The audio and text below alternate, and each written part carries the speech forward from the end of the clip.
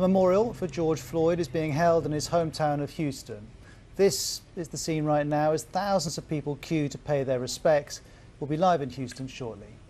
The UK government says that anti-racism protests over the weekend were subverted by thuggery. I simply say this: your behaviour is shameful and you will face justice. You need to work out what they mean.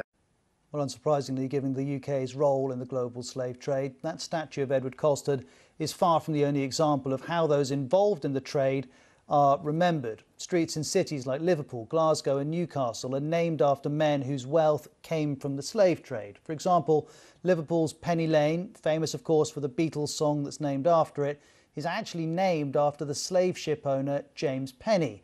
There was a discussion about renaming it and some other streets too. That was back in 2006, but those plans fell through. And there are many, many other examples. Here's just one that I wanted to highlight. This statue of Cecil Rhodes at the University of Oxford. Now, these pictures are from 2016 when there was a campaign to remove it. The campaign argued that Rhodes, a 19th century businessman and politician in southern Africa, represented white supremacy and was steeped in colonialism and racism.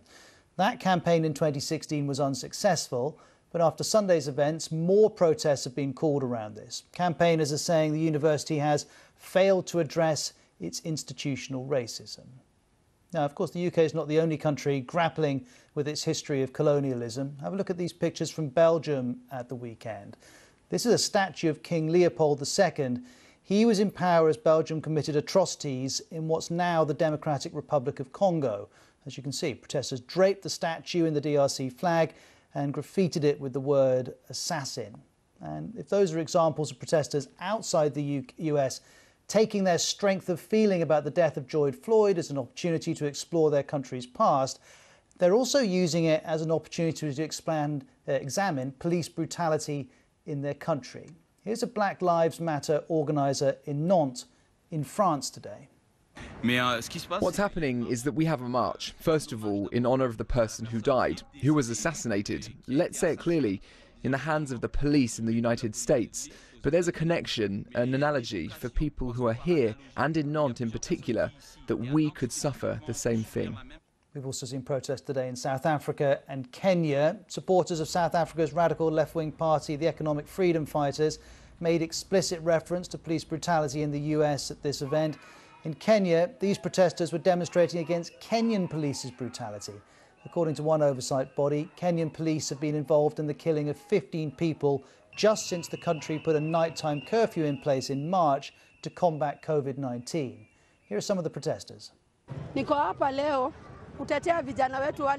I am here to protest for our youth who have died in the hands of police without doing anything wrong. As mothers, we are saying enough is enough.